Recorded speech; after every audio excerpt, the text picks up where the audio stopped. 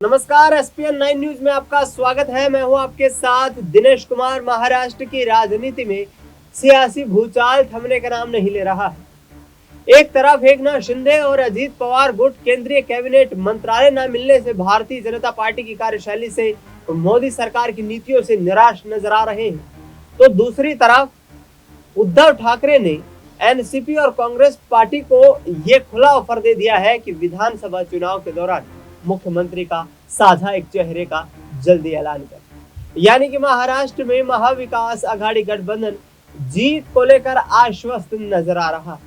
पिछले दिनों एनसीपी के नेता अजीत पवार ने कहा कि मैंने अपनी पत्नी सुनेत्रा पवार को बहन सुप्रिया सुले के खिलाफ चुनावी मैदान में उतारकर बड़ी गलती कर दी। पारिवारिक लड़ाई को राजनीतिक द्वेष में नहीं बदलना चाहिए और पारिवारिक संबंध खराब नहीं करने चाहिए।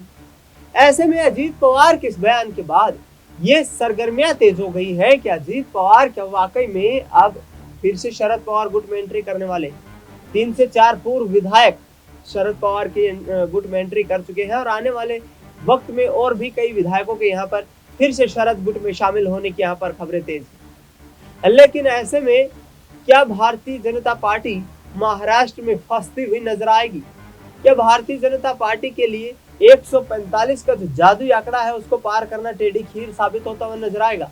क्योंकि वर्ष 2019 के विधानसभा चुनाव के दौरान जिस वक्त उद्धव ठाकरे और बीजेपी साथ मिलकर के चुनाव लड़ रहे थे, कांग्रेस पार्टी के साथ शरद पवार मिलकर चुनाव लड़ रहे थे, यहाँ पर एनडीए अलायंस ने जीत दर्ज करते हुए सरकार बना ली थी। लेकिन मुख्यमंत्री की कुर्सी को लेकर दोनों दलों के बीच सियासी टकरार देखने को मिली और ऐसे में यहाँ पर एकनाथ शिंदे ने यहाँ उद्धव ठाकरे की पार्टी के 2 धड़े कर दिए और इसके साथ साथ 2 गुट एनसीपी के भी हो गए। अजीत पवार और एकनाथ शिंदे भारतीय जनता पार्टी के साथ सरकार के साझेदार दल बन गए। ऐसे में आने वाला वक्त बेहद दिलचस्प है।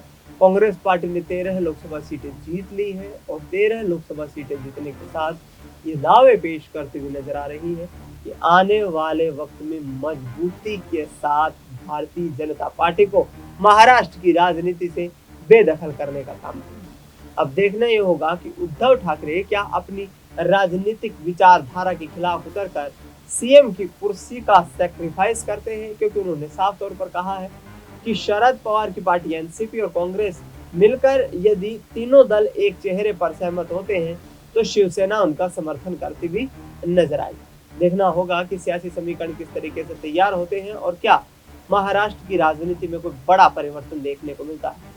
फिलहाल इस खबर में इतना ही। देश दुनिया की तमाम बड़ी खबरों के लिए आप देखते रहिए एसपीएन 9 न्यूज।